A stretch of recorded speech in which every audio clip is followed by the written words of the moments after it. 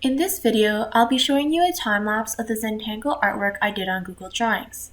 Since I already had an outline of the drawing I wanted to use, I'm just going to go and copy and paste that onto a new Google Drawing canvas. Then I resized the drawing to take up the whole canvas.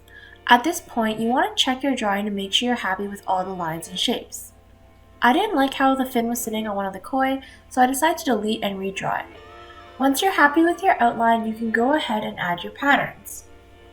When creating patterns, it's important to keep in mind that some patterns will look darker than others depending how close together the lines are.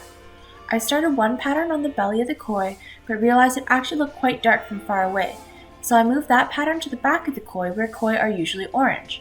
By strategically using patterns that look darker or lighter, you can then shade in your Zentangle and help balance the composition. As I was creating my Zentangle, I realized some things that would have made my life way easier, so I'm going to share these tips with you.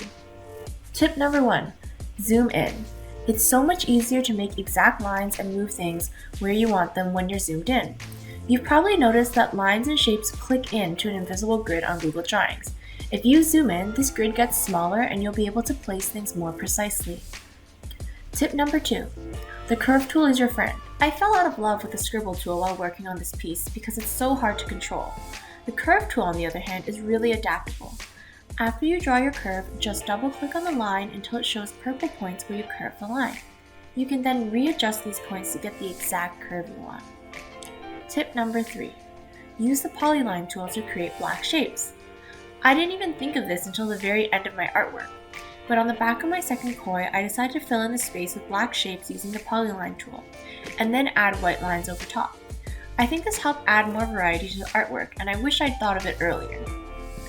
Finally, at the end of the video, I decided to increase the line weight of the outlines to make them stand out more and frame the overall patterns better.